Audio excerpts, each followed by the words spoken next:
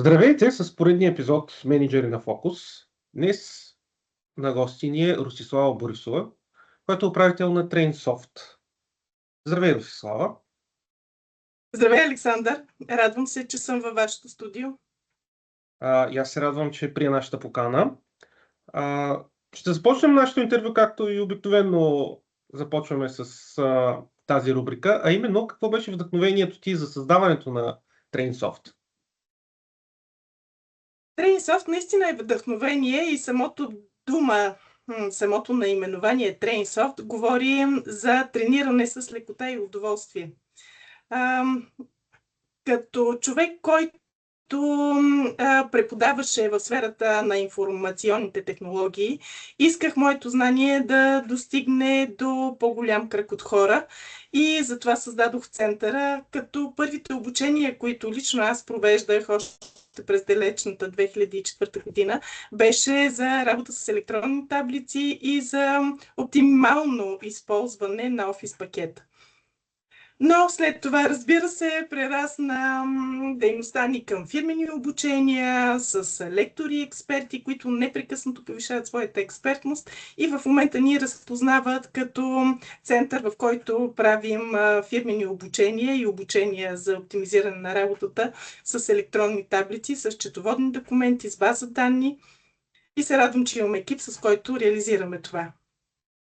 Благодаря ти. А можеш да ми разкажеш малко повече за това, какви са основните цели на центъра, както и как би описала мисията и ценностите на компанията?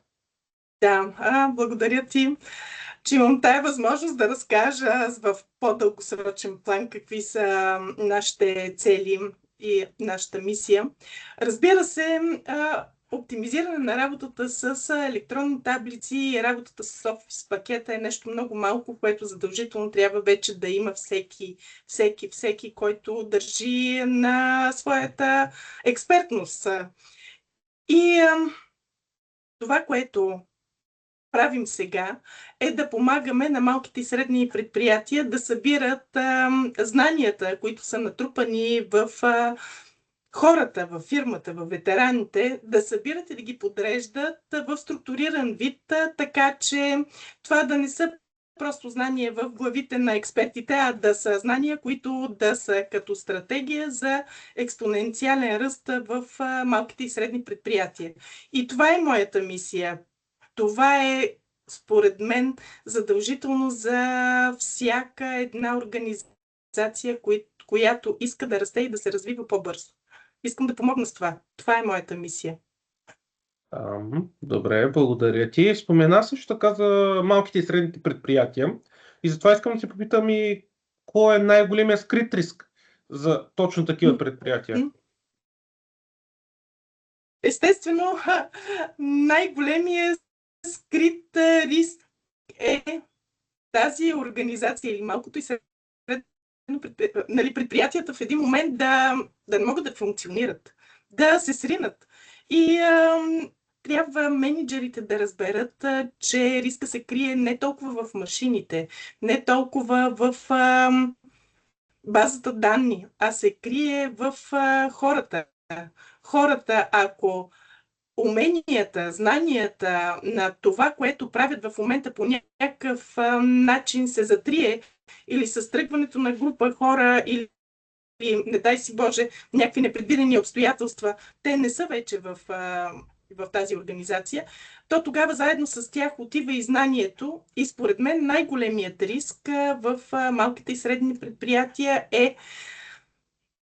това да си замине знанието и начина, по който тази организация може да расте. Добре, споменавайки и знанието, също така тук искам да те попитам вече защо управлението на именно това знание и познание е въпрос менеджерски, бих казал повече, отколкото въпрос свързан с HR или човешки ресурси. Да, благодаря.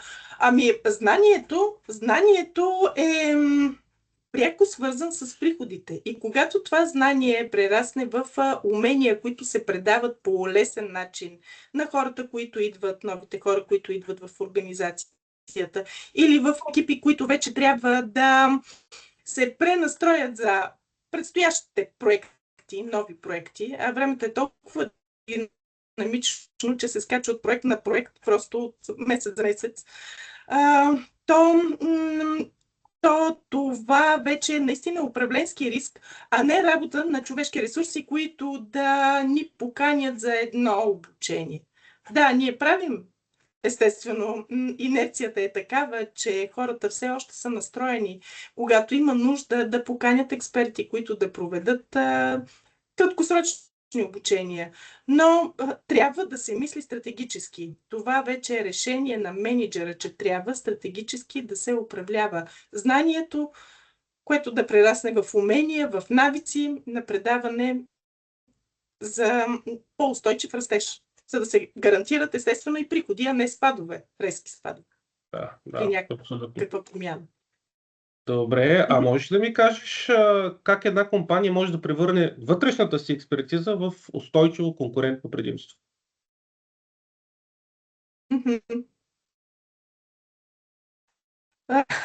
Тъй като съм човек от страната на обучението, като дългогодишна практика на Център за обучение, ние сме събрали ключова експертиза, с която предаваме опита си и как да се превърне вътрешната в конкурентно предимство. Като имаме система, в която се съберат знанията и те се подредят така, че да са за хора, които се приемат в организацията, ново постъпили, след това за хора, които трябва да работят в екип и да постигат конкретен резултат. Да, системата от знания трябва да постига конкретни цели, които си поставя ръководството, но трябва да сме сигурни, че това е проект, който е персонално за съответната организация. За това трябва подход, който е изучаване на знанията, които да се съберат, до структурирането им, до подреждането в пътеки на знания, ние така ги наричаме, пътеки на знания, които да се предават на групите, за да има конкурентно предимство самата организация. Не просто единични някакви знания да се предават и да се тренират умения. Просто трябва структура. Добре, а за нашите слушатели и зрители можеш ли да кажеш кой е целевия пазар в случая на компанията и как достигате до него? Да, целевия пазар. Целевия пазар, това са малките и средни предприятия в България, защото големите компании, които са международни компании, те вече носят тези системи съзнания и да, нека менеджерите, които са в България, да се замислят, защото само 70% все още в България нямат такива системи. Тоест много малка част имат и това са преди всичко международни организации. И как достигаме до тези хора? Да. С лични срещи най-вече. Членувам в различни организации, където се събират менеджери на малки и средни предприятия и с лични срещи организираме разговори, правиме изследвания, вебинари, попълваме анкетни карти, за да намерим къде са хората, които носят знанията, къде е начина, по който лесно тази система да се създаде, като разбира се има възможности тези системи да бъдат съвсем, достъпни. Въпросът е да има навик. Така, даже днес се сетих за едно сравнение. Както имаме навик да спестяваме по 1 евро на ден, за да имаме след това успешна инвестиция, така менеджерите трябва да създадат както на себе си, така и на екипа да събират това знание. Как да събирате? Ние имаме телефон под ръка, може просто инструкцията да я запишем и да я съхраним. Да, след като се събере това знание, след това трябва да се инвестира на подходящото място, т.е. да се сложи така, че да дава принадена стойност в бъдеще, в дългосрочен план. И това ние може да направим като събеседване, като консултация. Да, разбирам, че темата е сложна и моята мисия е да се срещам с колкото се може повече хора от малки и средни предприятия, менеджери, да, и управляващи човешки ресурси. И ето, вашата медия е един подходящ начин да достигна до тях. Благодаря ти за този отговор. Сега искам да те попитам как подбираш и как мотивираш своя екип. Да, как подбирам своя екип? Наистина имам изградено в себе си едно умение бързо да преценявам хората.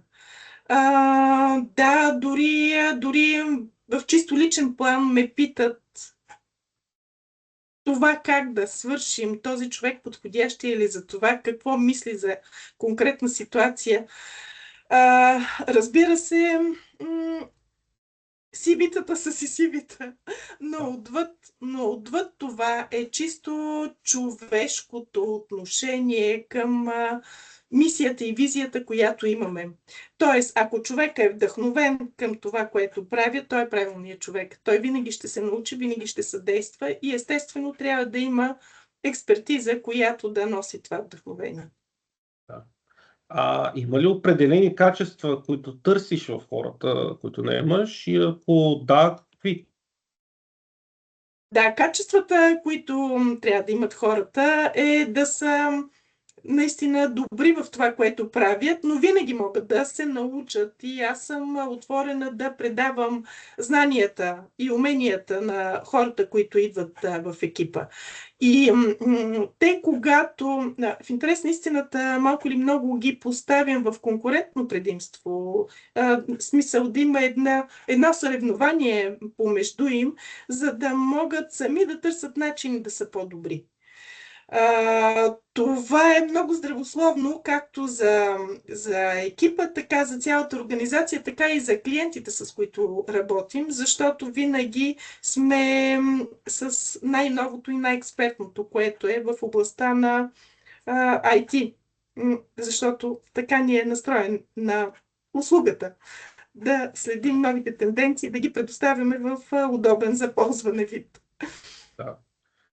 В този съвременен свят, да, всичко вече върви по този начин.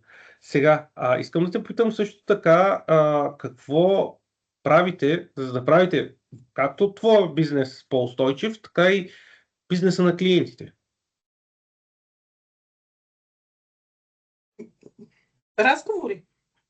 Разговори, провокация да си представят какво искат в по-дългосрочен план. И след като си представят хубавата, красива картина, тогава да се върнем до днешния момент с отбелязване на точки, които са на етапи, които трябва да се реализират, за да се стигне до голямата цел.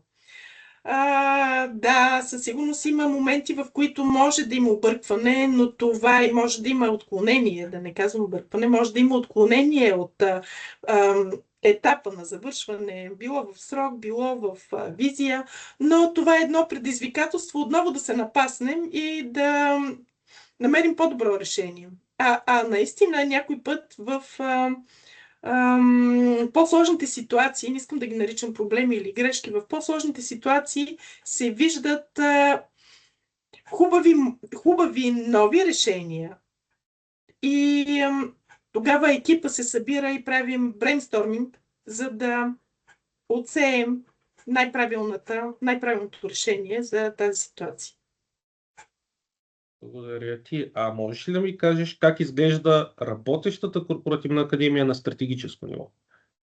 Да, имаме една техническа презентация, която ще отворя сега, защото тя е изготвена и се реализира от експертите на TrainSoft. Някои технически термини не са ми присъщи, защото аз съм близо до клиента, пък дори когато правихме обучение по оптимизиране на работата с електронни таблици, много често ми казват, ние точно не знаем какви функции искат, но експертите със сигурно знаят. Да, и така, значи въпросът беше как реализираме една такава платформа.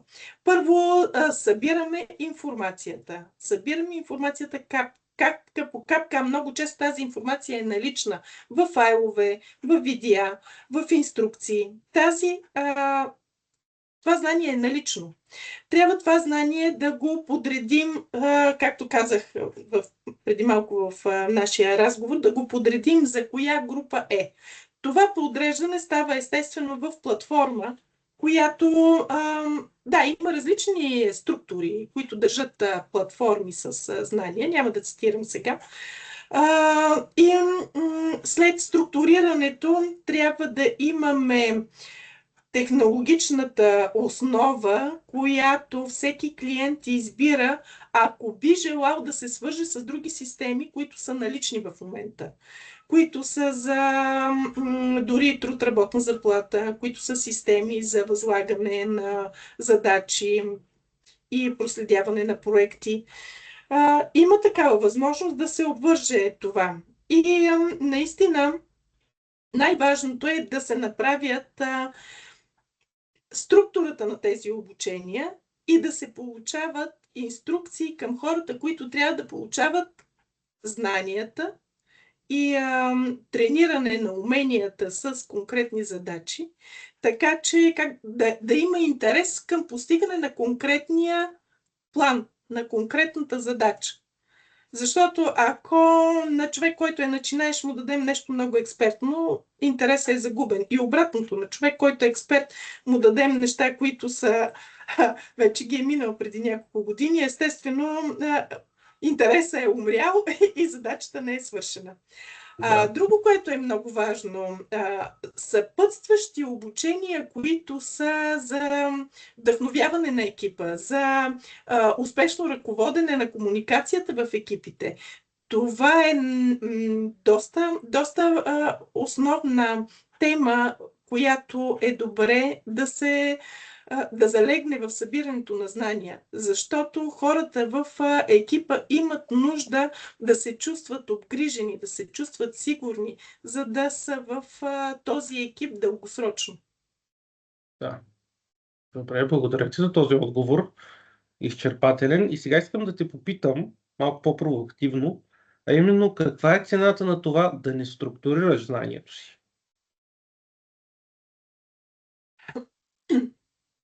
Това е тотална... Просто губиш преднина. Или тези, които имат такива системи, в които съхраняват знанието, ги използват целенасочено, просто се изстрелват. Докато другите бавно умират, защото заедно с забравата на знанието или загубването на тази информация не растат. Конкуренцията ги изпреварва. Да. Добре. Сега ще задам и малко по-лични за теб въпроси като мениджър. И първия, който искам да те попитам е, кое е най-голямото предизвикателство, с което си се сблъсквала като управител в случая? Най-голямото предизвикателство естествено идва с големия проект. Малките неща с малки предизвикателства. Голям проект с голямо предизвикателство. Сега голямото предизвикателство е да убедим хората, носители на експертното знание, специфичното знание в фирмата да споделят по подходящ начин своите знания. Това за мен е голямо предизвикателство. Това е предизвикателство и на мениджмънта. Но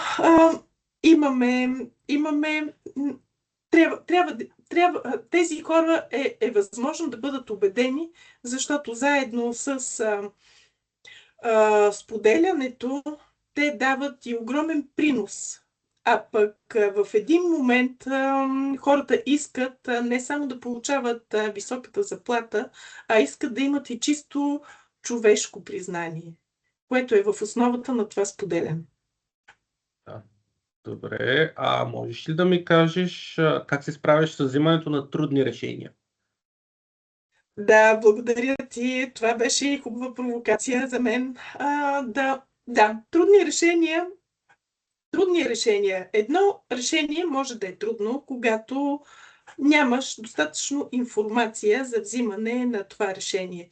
Значи, едно решение ще е трудно, когато не знаеш точно как да постъпиш. Ако има такова решение, което, как да кажа, в днешно време винаги можеш да събереш информация от всякъде и от асистентите, които са сега. Така, но ако трябва да се вземе такова решение, аз залагам на интуиция. На интуиция. Давам провокация. Какво е интуиция? Можеш да тренираш усещането за удовлетвореност в себе си, когато един или друг избор е пред теб. Тоест, в момента, в който един избор ти носи лекота и удовлетвореност, то тогава интуицията проговаря в тебе, че това е правилното решение за теб. Да, но как да кажа, хубаво е да тренираме. Хубаво е да тренираме този избор на фона на вътрешно чувство и удовлетвореност, но наистина трябва да е на база до едно-две решения, преди това да сме събрали достатъчно компетентна информация, за да изберем вътрешно за себе си кое ни носи вдъхновение, за да продължим уверено напред. Да. Можеш ли да ми споделиш кой или какво всъщност те вдъхновява да бъдеш лидер? Удовлетвореността на клиентите, с които работят, това ме ръководи. Това и техните силни препоръки. Няма нищо по-хубаво от това да разбереш, че добре си свършил работата, че си помогнал на мениджъри, на цели организации да вършат работата си по-добре, да постигат целите си. И няма нищо по-хубаво да те препоръчват, че дори да си разменяме малки фирмени подаръци, хубави имейли по повод различни празници. Да. Това ме мотивира. И вече, понеже сме към края на нашето интервю и подкаст, бих искал да те попитам какъв съвет би дала на хора, които те първа искат да влязат в попрището, да бъдат, да кажем, предприемачи или да се заемат с управлението на свой собствен бизнес. Ще споделя дори да е малко абстрактно. Нека всеки менеджер, всеки предприемач, млад човек, който иска да създаде свой бизнес, нека да помисли за това, което прави, като идва ми на ум думата гълбарник. Тоест място, където да дава храна на свободни хора, които да избират отново и отново пак него.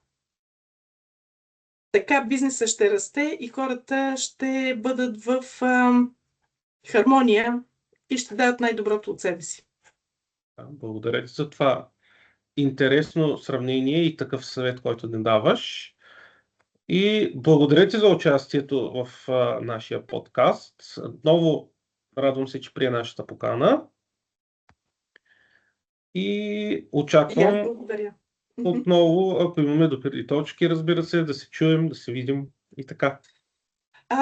Може ли за финал, Александър, да кажа призив към мениджъри на малки и средни предприятия? Има възможност да съберат, да структурират знанията и да ги предадат като умения на своите екипи. Има възможност дори от финансиране с европейски фондове това нещо да се случи. Така че нека да не губят време, да растат експоненциално и нека да се свържат с мен или с вас, за да направим това един навик за всички малки и средни предприятия в България, защото си заслужава да сме в една по-хубава среда, където да се грижим един за друг и да растем експоненциално. Със сигурност. Да, надявам се малките и средните предприятия да чуват този призив и съответно да се свързват и с вас, и с нас, за да можем да бъдем от полза и от помощ за тях. Да, благодаря. Благодаря за този разговор.